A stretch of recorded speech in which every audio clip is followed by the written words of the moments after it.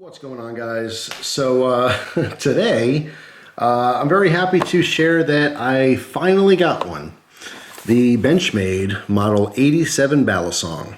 This is a knife that people have been requesting a review on ever since they first talked about it. Even before they came out, people were sending messages, hey, you gotta get the 87? You gotta get the 87? I wanna see the 87. What's your opinions on the 87? There's one particular guy they commented all the time on my videos, you know, video after video after video for like 2 weeks. Hey, review the 87. At some point, he offered to send me his to use, and I really appreciate that. But as I mentioned before, it's really hard to take loaners for different things, just because I don't know when I'm gonna have a chance to actually test it and use it. And I feel bad holding someone's property for a long period of time. Okay, so if someone wants to send me a knife to try out, again, the appreciation is through the roof, but I don't know if I can get it back to you in a week or 2 months or 2 years. I really don't know. I've actually had a knife on loan for over a year, and at that point is when I kind of decided, you know, I just don't want to do loaners. If I can avoid it at all costs, I will. But long story short, I finally got one, and this was from an extremely generous viewer up in Canada. So shout out to all my Canadian viewers. This person, I want to at least shout out his Instagram account. It's Balisong BH, so BALISON BH. You can check out some of his cool Balisongs in his collection. We've been talking for a very long time now, and he is a Balisong collector. He's also a flipper, but his collection is pretty insane. He'll send messages randomly like, hey, picked up this old knife, this one, this model, and I'm like, every time he sends me a message, he's got a really, really cool, very rare Balisong. So, but awesome guy, super just stand-up, great human being. I mean, we've had non-knife conversations before too. Family man, just wonderful dude. And extremely generous. He had purchased this knife from someone in the States to send to me, all right, so I could try it out. So I've talked about the 87. I don't think I've talked about it in a video because obviously I didn't have one before, but I received this earlier today, and I have probably like maybe a half an hour total flipping it, just playing around with it, and I'm pretty impressed. That's why I'm making this video, is just to say, like, I was kind of missing out this whole time. When I first saw that these were released, I didn't give it too much attention. I wasn't a huge fan of the, you know, the blade profile, which happens to be a flat ground Wharncliffe blade. It has a very sharp cutoff here, so instead of, you know, having kind of a rounded edge, which I probably would have preferred, it has a very utilitarian type look, right? This is very purposeful. When Benchmade, you know, created this model, they wanted to do a lot of things that were just out of the box. They wanted to do something totally different. That's why they went with a completely different profile. So a lot of people, including myself, saw this originally, you know, heard, hey, Benchmade's got another Balisong. You know, the knife juices start flowing, you get really excited, and you see it, and you go, yeah, you know, and you're just waiting for the next one. That was a mistake. So anyway, I have to say, after actually handling one for a little bit, it is really, really impressive. This one is sporting CPM S30V. This specific one happens to be a pre-production model. All right, get a little zoom in on some of the markings here. So you can see S30V on top, Benchmade USA, first production. This one's number 273 out of 400. This one has some really interesting differences. Like, if you look at a lot of the Benchmade Balisongs, the you know, single piece construction for the handles, even like the original 42, the almighty 42, the god of Balisongs, right? Those were cast titanium. Okay, so essentially you melt titanium till it's a liquid form, and you pour it into a cast. Okay, and then of course you finish it. This is billet titanium. So each handle is a single huge thick chunk of titanium that is CNC'd out. And this takes an incredible amount of time, okay, to actually make.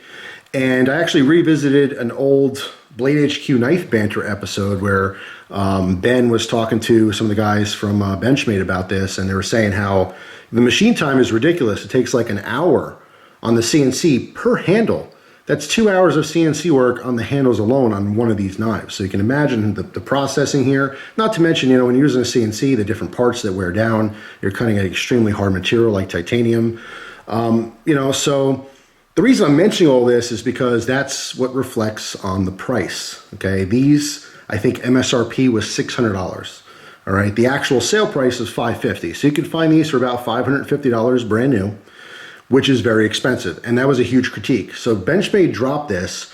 The Balisong community said, it's a little ugly. Whoa, $550. And a lot of people, like half the crowd, just dispersed. Just whatever, what's next, you know? And they focused on other things. And I was kind of one of those people. I mean, the price turned me off to a little bit.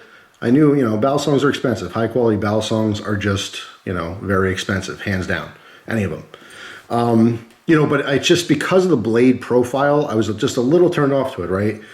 But I have to say, like, I'm totally eating my words. I am extremely, extremely impressed with this. What's also really cool and innovative is they have a magnetic latch system, all right? So it works like a spring latch with magnets inside, but there's no actual spring that's gonna wear down over time, all right? So, you know, in the open position here, squeeze the handles together, locks in great, but you can, you know, squeeze the handles together again to unlock it. And of course, same thing if you want to close it, you just squeeze those handles together, all right, and it wants to pop up, just like a spring latch. So, I mean, the thing is just really innovative. It's totally different, again, all the time that goes into actually producing these. It's pretty amazing. You know, my initial impressions in hand, it almost feels like, I don't know, I wouldn't expect to see a Benchmade logo on it. I'll put it that way.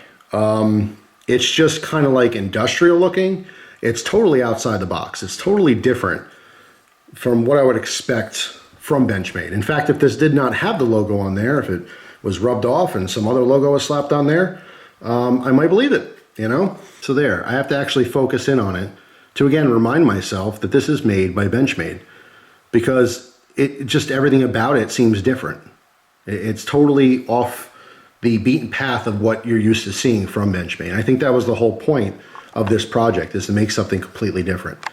So, I mean, it's a larger knife too, something to keep in mind. This is 10 inches overall, okay? The handles are 5.5 inches. This blade is a 4.5 inch blade.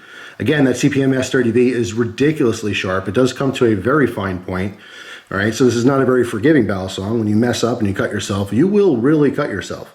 But I honestly see this as a fantastic EDC option, minus the clip. There's no pocket clip on here. You know, so obviously if you want to just have this clip to your pocket, that would be a little bit more convenient for EDC, but the blade profile, the steel, the larger size, everything about it is just really well fit for an EDC Balisong. So if you got a nice little, you know, custom sheath, this actually comes with a sheath. This is, you know, was purchased secondhand, so I don't have the original sheath for the knife, but it's actually a little bit different than all the Benchmade sheaths. You can reference some pictures and stuff. It's formed, I think, more after a magazine holder, just a little bit of a different design. But yeah, I mean, I guess the point, you know, of talking about this is that I'm surprised. I'm really, really surprised. Also, it's very smooth. They're using a thrust bearing washers. So essentially it's like in between a pivot bearing system and just a set of washers. They're, from what I understand anyway, they're washers with pressed in bearings. I think there's 4 per washer. So it is very smooth, but there's something about it that's like, I don't know, it's hard to explain. It's not a grit.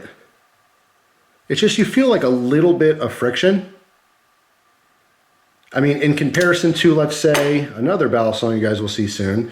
This is the Squid Industries Kraken, or Crake-Raken, Crack-Racken. I've heard all different pronunciation. I like Kraken. That's the easier one to just go back and forth. You will see a separate video on this. This thing was ridiculously impressive. But like, in comparing these two, it's just like this one's smoother. This is its own beast though. It's really hard to compare. But this thing is just, this is as smooth as I think I've ever had a Balisong. All right, I'd have to literally take them all side by side and do this, but it just stands out as being extra, extra, extra smooth. And from what I understand, there's no bearing system in here whatsoever. It's just great tolerances.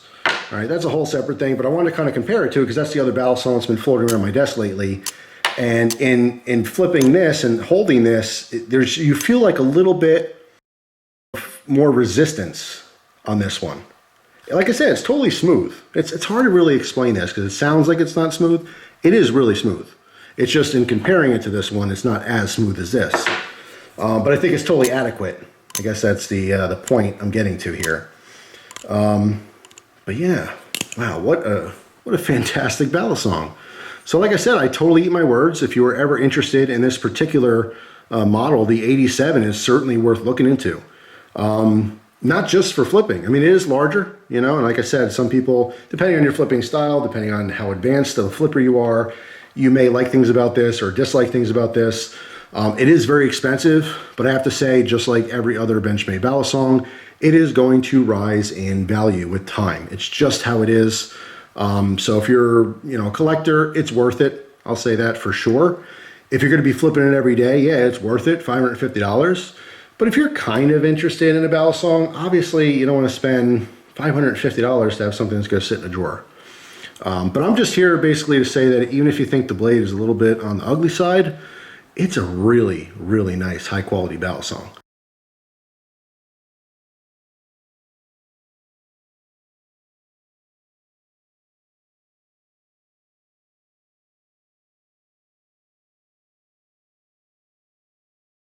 Is it worth $550? Well, that's up to you. Every individual person has to make that decision, whether, you know, it's worth it. I mean, from a quality standpoint, a unique standpoint, a collectible standpoint, yeah, it's worth every penny.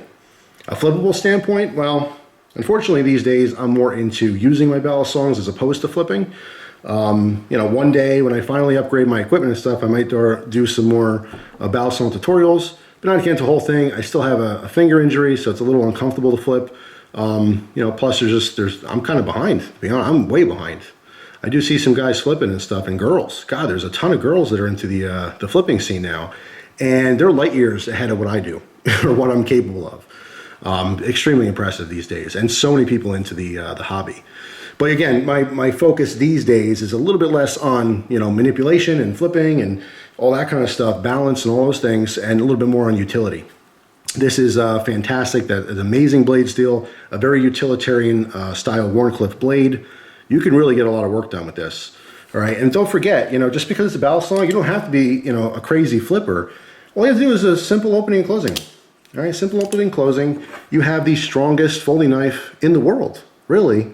You know, you like the triad lock, it's pretty strong, right?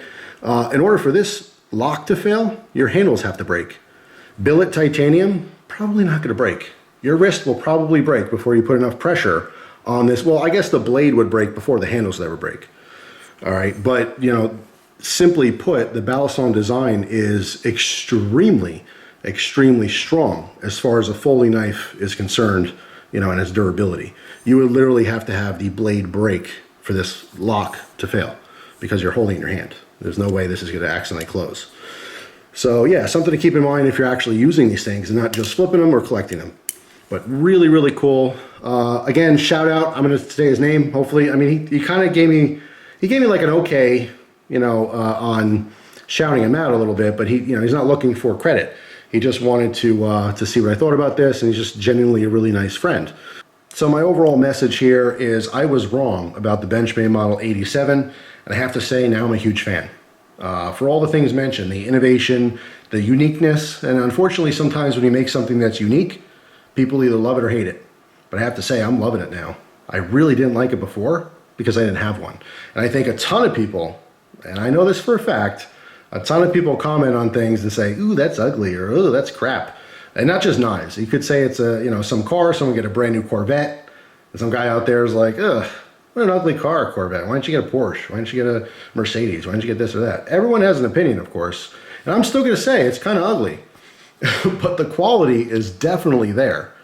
And just like all other knives, you really have to just experience it personally to form an educated opinion on it. You have to have one in hand, you have to flip it a little bit, you have to use it and cut things with it to really have an appreciation for what it's offering. So anyway, that's it for now. Hopefully you guys enjoyed the video. I thank you very much for watching, and I'll see you guys tomorrow with a brand new one. Take it easy, guys.